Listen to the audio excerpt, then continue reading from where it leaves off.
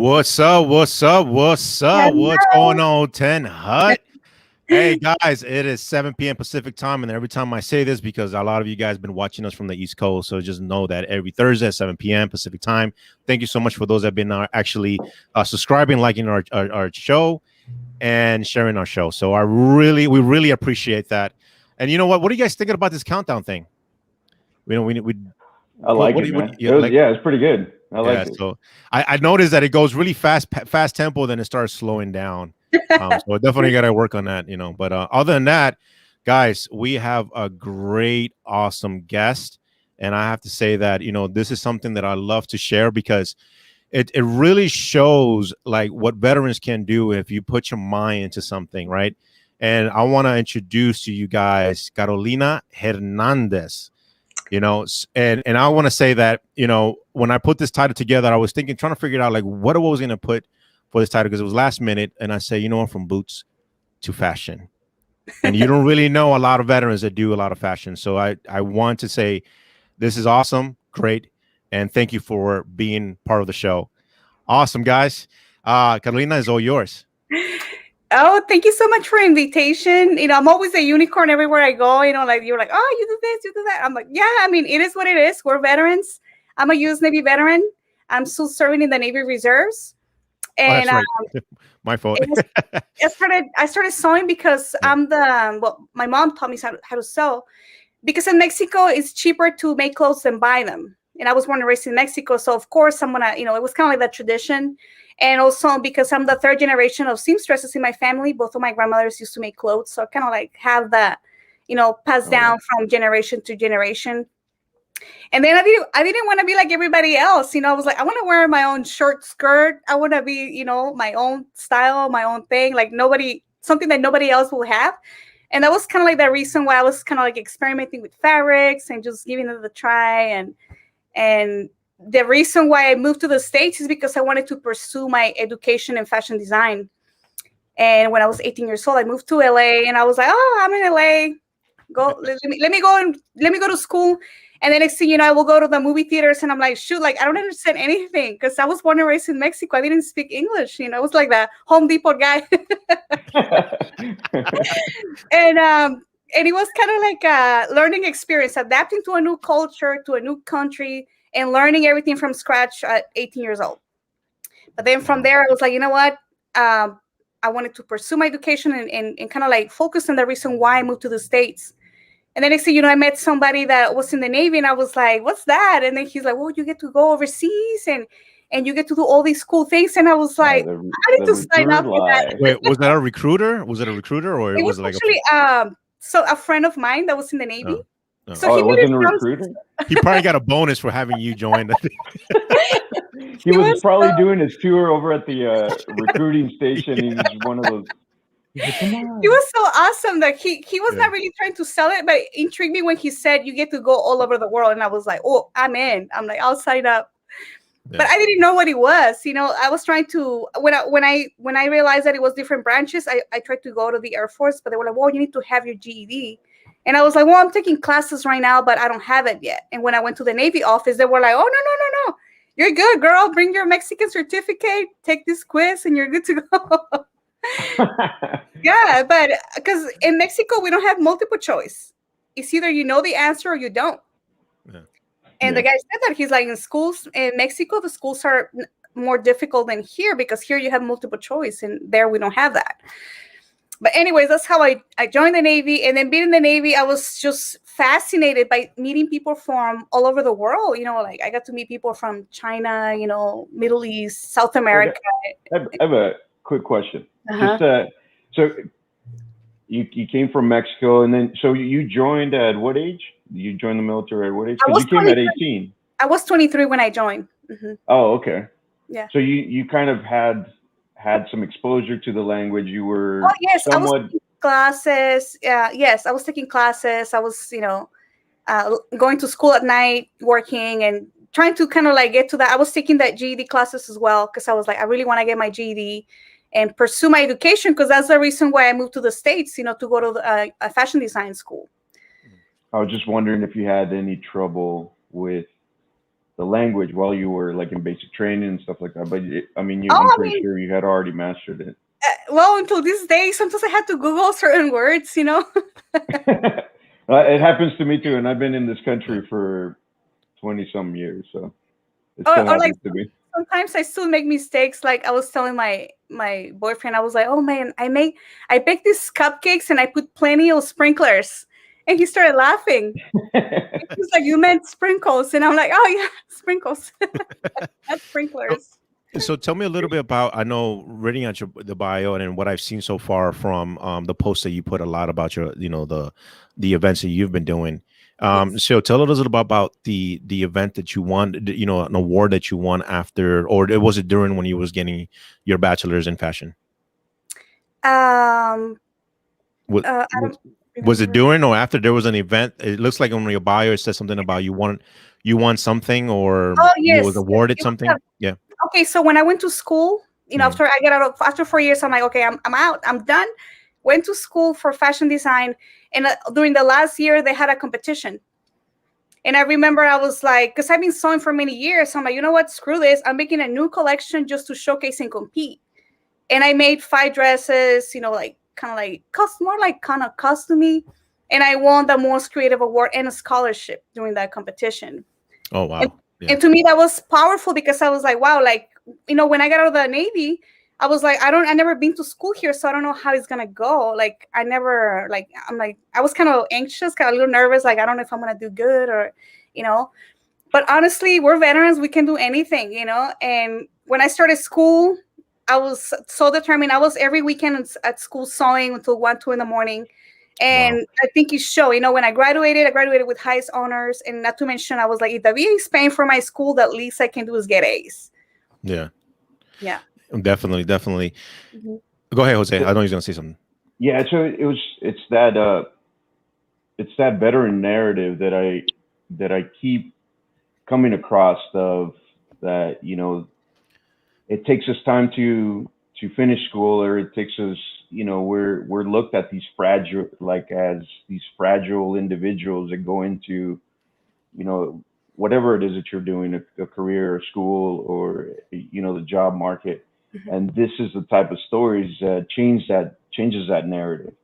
And I'm just wondering, is there anything that you come across when you hear that particular narrative of, hey, is it more difficult for you than anyone else in this class, and what is it that you're doing to push through, or something like that?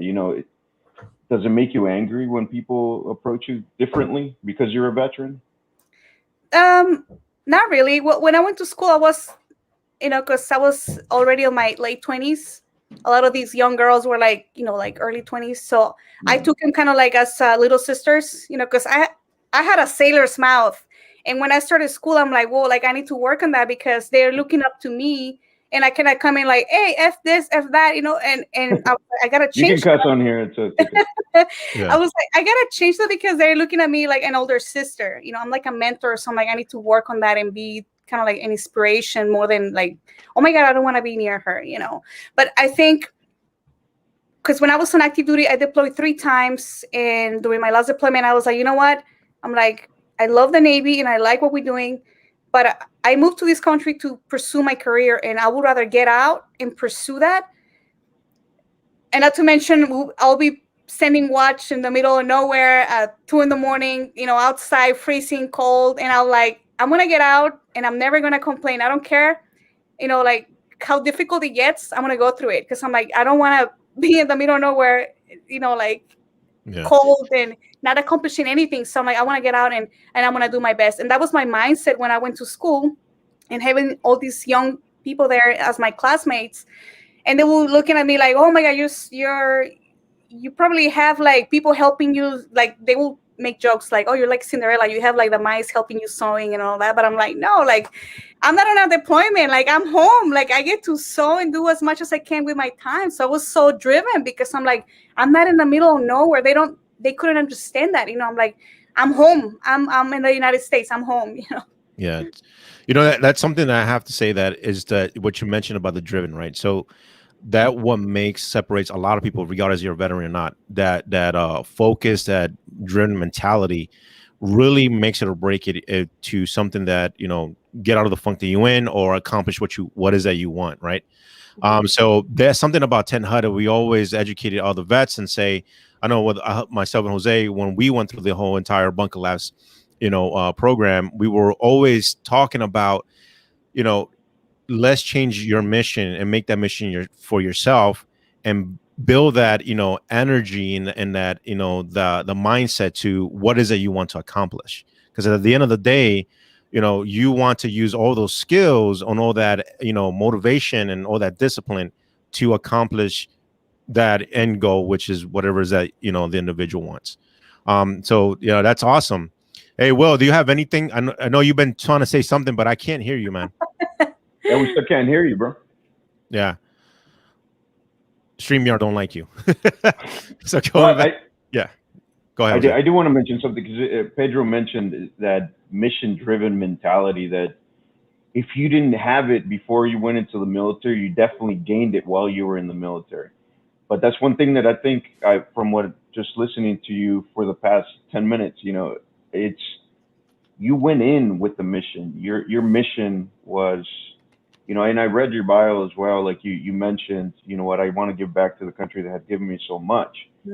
And you're continuing on with that mission, but you also had a personal goal of, hey, you know what, my goal is to go to school because I want to be a fashion designer. And can you hear me? Do those? Yeah, we can hear you. All right. But it was that mission-driven mentality that got you into the military, and then that mission-driven mentality that continue to drive you to what you want to do, which is Veteran Couture, your company, which you should probably show the logo. Yeah. There you go. Yeah. No, you know, my question was for the listeners. You know, what school did you go to? Is it local here, or is it what is it where'd you study? So when I got out of the Navy, I was stationed in San Diego, and I ended up going to the Art Institute in San Diego. It's closed now, but Gotcha. But it's in San Diego. Now I'm in LA. Is there one in LA? I think it's closed. I'm not sure. They closed a lot of them. Yeah.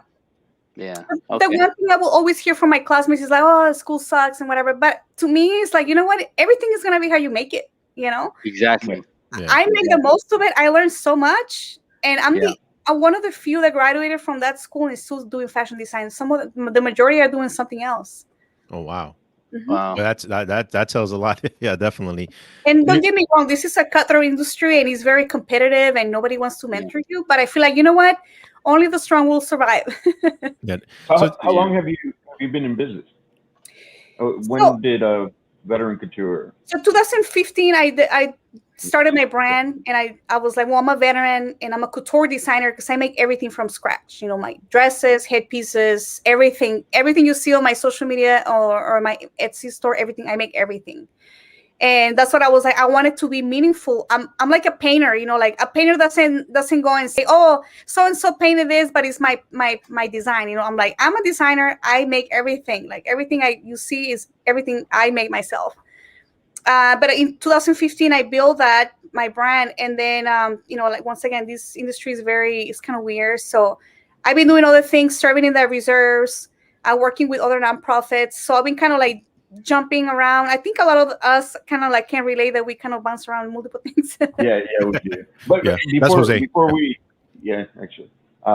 before we move on, what makes this particular, just for our listeners and whoever's going to be listening to this, what makes this particular industry different and difficult? Like you mentioned right now, it's kind of weird. You kind of said. So what makes it weird? Yeah, I think in my opinion, what makes it like that is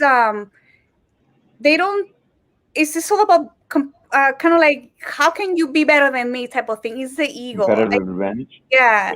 And I feel like, you know what, I want to change that. And that's what I'm making more videos. I'm like, I want to teach what I know, because when I do that, I learn more. And I feel like I want to I feel like God gave me a gift for a reason for me to share it. So why would I be selfish and not, you know, I just don't get it. But, you know, that's just me. Everybody wants to make their name when it comes to fashion. Yeah. You know, and I'm pretty sure you have competitors that find you as a threat to their Oh, name. absolutely, yeah. So it's just the industry, I guess. It's same thing, you know, when people talk about like the art industry or you know, whenever you're talking about some of the veterans that work out there in Hollywood, you know, how they are just chopped. I mean, they don't care if you're a veteran. They just Oh, yeah. out to get them, you know, just because. Uh, so I can see that with fashion industry, but I wish you had like something like to show us right now. I I don't can know if show you you. have something readily available there. Yeah. Well, I'm going to show the website. So for those that watching, make sure you go and reach out to Carolina on veterancoutureart.com. You know, so one thing that I want to ask, have you ever had an opportunity to go to the fashion, fashion show or fashion week in New York? I'm originally from New York. So, you know, that's like a real big thing out there. No, I haven't. I Yeah. I, I just Whenever this whole thing goes away, you know, this whole COVID thing goes away, you know, I highly recommend you go there. I can definitely reach out to some people that that still have contact out in New York, and you know, they'll let me know what days and connect you there, because it's really important to kind of see, you know, New York is, at least Manhattan is really well known for that. For Yeah. yes. those, you know, so right. Well, so, and then on top of that, you know, one thing that I have to say about, and this is me kind of like coming in and helping you out with this. You have a unique story, and you also have a unique passion as far as when it comes to, Yeah. you know, developing clothes and in showing others how to do it. And one thing that I can tell you is that definitely you can make a lot of money, but especially because you do it from scratch. And I know I can tell you, Jose and I, for a while, we were a long time trying to figure out where we can buy our T-shirts, and someone makes some T-shirts for us. Remember, Jose? Yeah. Like seriously, you know. And this is a great opportunity because we are connecting right now. And I'm like, wow, okay, now I know who to go to at least get our stuff make our stuff happen. You know, there's a big need, and something that I want to throw in is that, you know, Central America is becoming a place where a lot of people are going to them to build, you know, make clothes and stuff like that, you know. So you know, Mexico as well. So, you know, I can say that there's a lot of opportunity. And, you know, with your business, what are you, besides, you know, helping others how to do it, are you you know, visioning something where you're looking to create like some sort of a, you know, amazing wardrobe or, you know, event? Is that something that you're looking to do in the future? I think what my goal is, because I'm the way I describe myself, I'm like an abstract painter, you know, like I like to create wearable art. Like I made a dress out of bubble wrap, you know, like I like to just create it and use the creativity and kind of like throw it out there with anything and everything. And I feel like the way I want to use that, it's to create masterpieces and showcase during events where I can raise money for nonprofit organizations that help veterans. You know, I feel like that's where I don't care about celebrities. I don't care who wants to wear, like, that's not my target. You know, like I feel like it's more meaningful when I can benefit an organization or like, you know, raise funds or whatever to raise awareness or money in this case, right? To help a community, especially the veteran community. I feel like my heart is for the veteran community. All right. Do you have like a preference? I mean, because what I'm saying by preference is I'm not saying to eliminate anybody, but you know, there's many organizations that help different veterans that have different situations or different circumstances. Is there a specific focus group that you tailor to? Would you say? Um, I mean, I think, well, women, because I'm a woman and I feel like I was struggling a little bit too. So definitely women, and also homeless. Like it breaks my heart when I see, especially in LA, you know, Yeah. homeless sleeping on the street. I'm like, I know they don't want to be there, but you know, you don't know what they went through that led to that. Yeah. Right. So, you know, and 10 HUD focuses on homeless veterans. You know, that's our main focus. But I want to ask you about your experience as a female veteran. Is this, you know, Women's Month, March, right? And yeah, I mean, we're celebrating y'all. And but I want to ask you your experience as far as in the military. You know, a lot of things are coming out recently that about women being discriminated or bullied or harassed in the military. You know, and I kind of want to drag that out and ask about it so that others can hear, what your experiences are, I think because I joined the military older, I was 23 when I joined. My experience was already like I worked with other companies before, so I feel like uh, coming to a male dominant community, it was challenging because they assume that you can do certain things. And yeah, I mean, even, I'm not gonna say now, but kind of, we still deal with those differences. Yes. But I feel like the way we in my case, the way I not avoid it, but kind of like confront that is by leading by example, like learning if I don't know something, asking questions, and also mentoring, I mean, it's three against me right now, but I feel like I have No, experienced more it's okay. discrimination. And Yeah. the civilian side, working, because I used to work in security, working with guys, it's like they don't want to hear from a woman. They don't want to hear that you're the supervisor, or they don't want to hear that you give him orders. But I feel like, you know what? I might not be as strong as you are, but I mean, I have different skills, and I'm here to bring in my skills to work as a team. And in regards to the Navy Reserves, we get training all the time. So I feel like, honestly, I'm I never had any issues with anybody harassing me. Also because, like I draw the line. Like, like I'm not there to let anybody bully me. I'm there to be part of a team, and just kind of like I think it comes with territory. Like how you present yourself and how you defend yourself. Yeah. Wow. How would you say that somebody does not come in? So we got 18-year-old, 19-year-old women that are joining all the armed forces. Yes. And the problem seems to be consistent throughout all the armed forces. It's not just on the Navy side. What recommendations would you give these young women, joining the branches now? Honestly, to find a mentor, to find a female, mentor that can kind of like take them under their wings. And in my opinion, I'll give a kind of like raise my hand to all the senior enlisted and officers that are out there, females, to make sure that we take care of the junior personnel, because I feel like it comes from, we have to take the initiative to take care of them, so we can start preventing issues like that.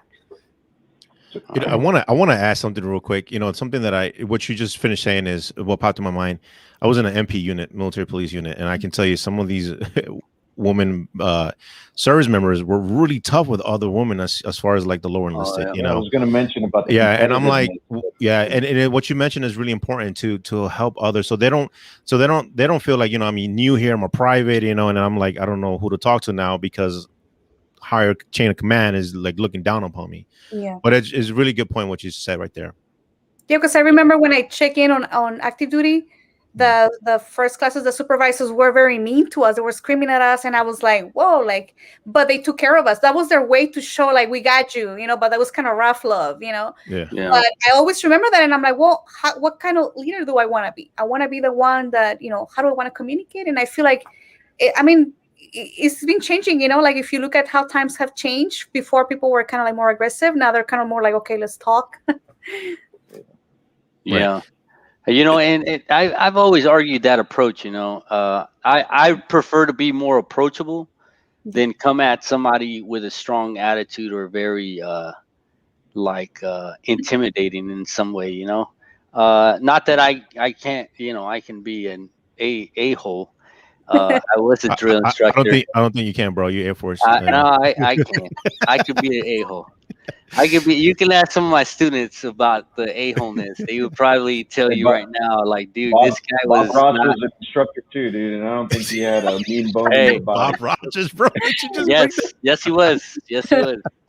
Bob Ross was an instructor for the Air Force, dude. Yeah, and the big thing is that, as an instructor, and some of my buddies that are instructors, they'll tell you the same thing, is you learn to turn it on and turn it off. Yes.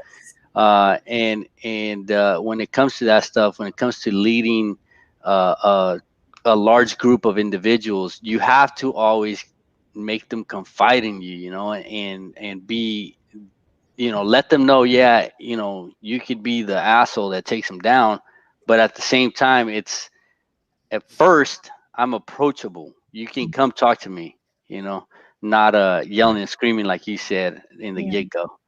And I think that's a big component that's missing in the military. It's the type of leadership that we're teaching our non-commissioned officers or petty officers in the Navy. When it comes to handling situations. Next week, I told you I work for the Navy. We're doing hazardous environment stand down, right? Where we're talking about ways that we can speak to individuals, which is something new. I've never even heard of this stuff. Yeah. So we're making a turn, but the military definitely has a long way to go. My question to you is, have you dealt with the VA at all? Because a lot of people want to know about the VA and the women's clinic, or women's health. So far I had an okay experience.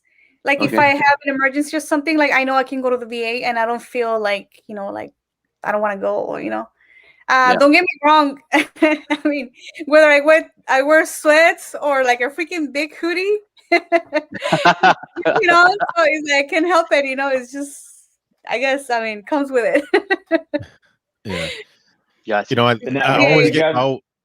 Have you gotten connected with all the VA services that they can provide, like your Service Connected or anything like that? I still get that newsletter. I sign up for the newsletter, so I try to share with my sailors or like anybody that needs them. So I kind of like absorb as much information as I can, so I can disseminate that. Gotcha. Do you think, from your experience that you've had, how long have you been dealing with the VA? That you've dealt with the VA? I gotta ask. Well, at the beginning, it was kind of like, I got out from active duty in 2009. 2010, and then I deployed again in 2012. Came back 2013, and I mean, let's be honest, it's a pain in the ass when you need something like in regards to disabilities or anything like that. I don't think it's the greatest system, but when it comes to like medical, like if I need to go there for like something, like as a woman, I haven't had any problems with that. And that's something that I was talking to somebody just recently about, is the difference between the VA. The VA, I don't think the medical system has a problem, like as far as the doctors, but it's more of the culture of the other individuals that work there. The supportive staff of the physicians. So I wouldn't discourage any veteran from just knocking off the VA as a no-go. Usually, the medical staff are really professional and know what they're doing. Yes. And I wish you had some experience from recent, because recently, I mean, the women's clinic has just been fully developed. I mean, they're like really, what I love about what they're doing with the VA, with that whole program, is that they're actually focused on women veterans, versus before it, it was just generalized. You just show up and you go to the same clinic as everybody else. Well, 90% of the population is a bunch of guys, with different issues. It's just physically, But I mean, if you were to think about the future, I mean, you were talking about retirement earlier before we got on the show. What would you like to see from the VA? That's my question to you. Well, I think definitely making people aware of the resources they offer. I think it's a great step. They have the newsletter and the blog, but I actually think veterans need to make some noise and continue applying for what they deserve, because I feel like a lot of veterans are like, I don't want to deal with the VA, or like, I don't want to do this, or I'm sorry, but it is what it is. You have to make some noise, otherwise they won't ever pay attention. I think every show we've had, advocate for yourself, right? Advocate for yourself. Show. Yep. Yeah. Advocate for yourself. Just to add on that note, I know that I've talked to several veterans, actually a female veteran recently, where I was telling them about all the resources are available to the VA, especially like getting connected with the service connected disability and things like that. And they're like, you know what, I don't want to. I don't need the VA. Nothing happened to me while I was in the military. I'm okay. And if that's not always the case. Once you start getting older, you might not start feeling these things right now, but you will when you get older. Believe me. Yeah. But not only that. No, man, I'm like 38 and my back is hurting, my knees hurt. My body. Anyway, my neck and my back.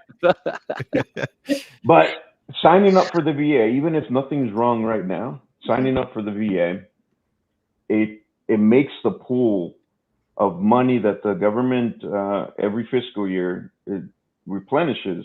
It makes that pot bigger. Yeah. So the more veterans that they know are in need of services, the bigger that pot gets.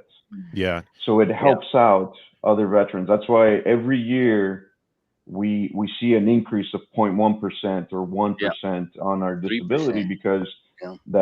that pot is getting bigger every year. More veterans are enrolling into the VA system, which means it's telling Congress, hey, you know what, the VA needs more money.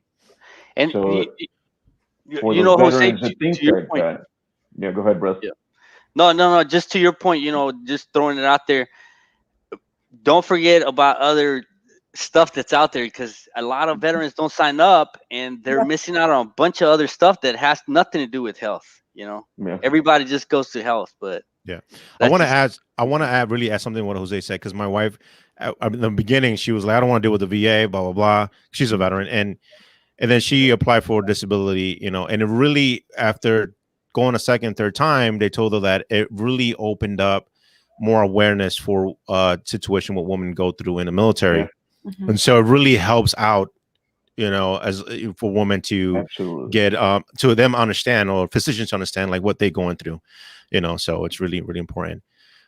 So I want to kind of change the conversation, and I like to do this. I think I want to start doing this. I did ask Will, I think it was last week, what is your favorite MRE? I like that. Say mac and cheese. Say mac and cheese. No, jambalaya. It's like spaghetti or something with like Italian. I think it was spaghetti or meatballs or something like that. I have a question though. Do the Navy get MREs? We did when I was with CRS-11 Coron. Because we used to do training in the field, so we used to eat MREs. Yeah.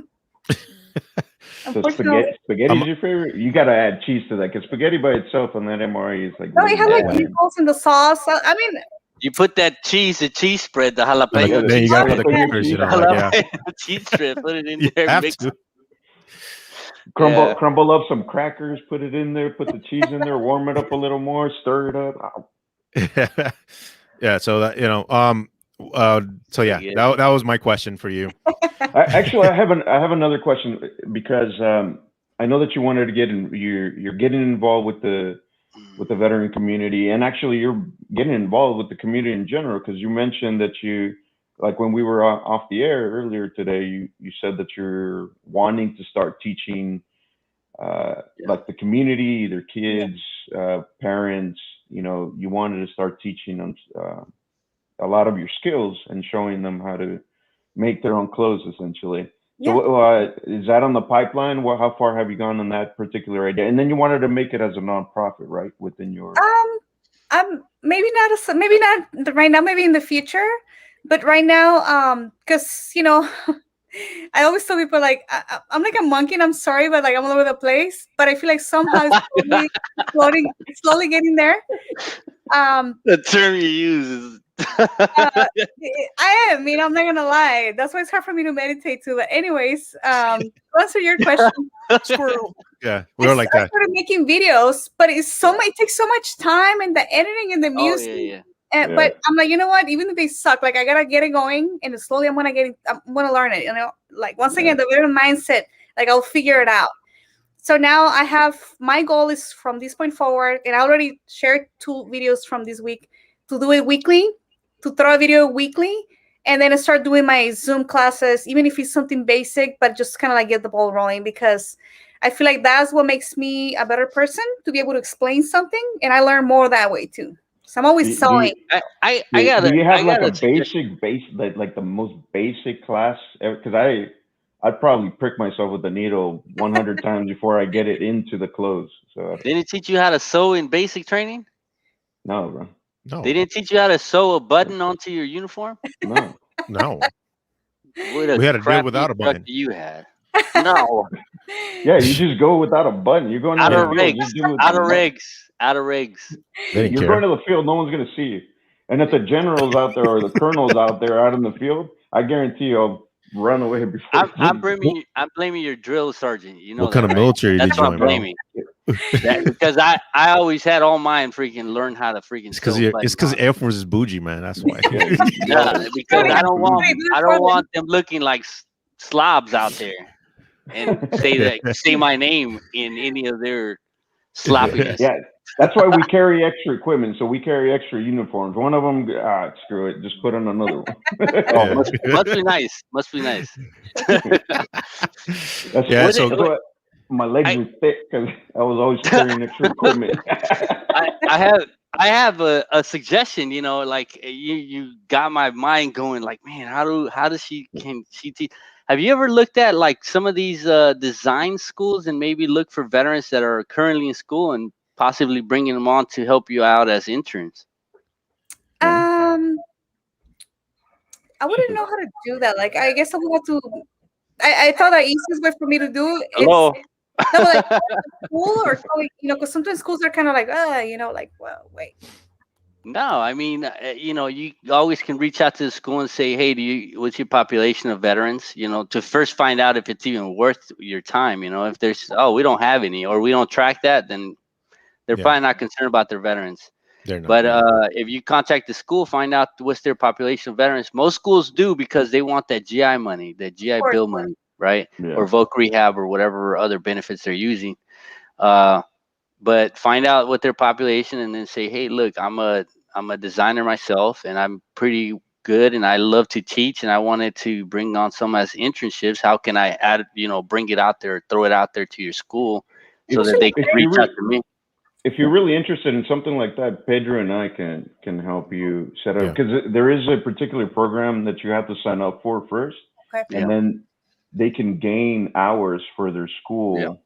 through that Through program your Yeah. program. and through your school. So it's like free labor, but they're getting credits for it. Credits. Yeah, because when I was in school, I had to do that. Yeah. One of my classes had to be a internship. Yeah, Yeah. we can try to help you set that up. Yeah. We did it for another school, but they was in technology. Yeah, and Yeah. you actually with your skills, you can actually turn the business. How to have part of the business will be have an apprenticeship. The need of people to design and things like that. So you can probably do that with the state of California. It'll take some time to get approved, but Jose and I went through these approval with one of the schools that we went through. So it took time. But other than that, I want to say, thank you so much for being part of this. This is great stuff. Wait. Yeah, go ahead. I have another ask. Bro, this is a very interesting topic. But What you scared me there, man? He already forgot. He already forgot what he was going to say. Squirrel. Squirrel. Yeah. No, actually, I wanted to see if you had. I know that you're extremely busy, but if you wanted to participate in the Los Angeles Veteran Collaborative, they are looking for women veterans to run one of their programs. It's on a volunteer basis. You want to get it, but they are looking for more female veterans to join this collaborative, and it's basically what this organization is. It's a lot of the supportive services within LA County coming together once a month to meet and to teach each other about their own programs and what they're doing for the veteran community. It's a big you're a network. wealth of knowledge. Yeah, And definitely. Yeah. I'm telling you, my- I'm everywhere. yeah, my wife runs it. She's the executive director for Oh, it, nice. so she can definitely send over that information to you. Yeah, Yeah. definitely. Yeah. So it's a great opportunity. So again, nonprofits get together. So it's an opportunity to network with them too as well. So Yeah. great program. Is it still part of USC or is It is currently still on a USC platform, but there's something's going on in the back end that is going to be leaving USC, but I don't know where it's going. but it's still going to be part of LA County and stuff like that. Nice. Yeah. Cool. And for you guys have been watching, I'm gonna tell you right now, if you have any questions when it comes to like, start your own clothing company or anything like that, definitely, hit up Carolina Hernandez. She will definitely steer you the right way, and helping you, get to that point where you want to start your own, t-shirt company, anything that has to do with fashion. So, I did post it, on the description, your information. Oh yeah, let me share this real quick. This is definitely important. So you say you're with Etsy, right? Yes. Yeah, you're using Etsy. Okay, so great platform. So here you go, guys. If you guys want to go ahead and you got to go to her store. Yeah, go to the store and support green gear for the St. Patrick's Day. oh yeah. I already put some stuff in the cart, so I'm gonna be reaching. You have St. Patty's Day gear. I've been looking for something. Man. Yeah, I got it. I forgot it's coming the mid month. Yeah, I gotta be ready, Air Force. Come on. Yeah, let's get yeah. So definitely, and thank you so much for joining us, and for you guys been watching. Go ahead and like this video, share this video, and subscribe to our channel. Go to YouTube, Tent Hut, and you will find us. All right, guys. Thank you so much, Karina. Thank you so much. Is there anything else that you want to tell anyone else, women veterans or whoever, any advice that you want to give out? My advice is, utilize your resources, reach out for help, because you're going to meet people that is going to be willing to help you, and you will get to benefit from it, and also be a resource to somebody else. Absolutely. All right, guys. Thank you. And again, Thursday, 7 p.m. Pacific time, Tent Hut with a side of whiskey. All right, guys. Whiskey today. Yeah, we missed the whiskey today. All right, guys. Take care. Until next time.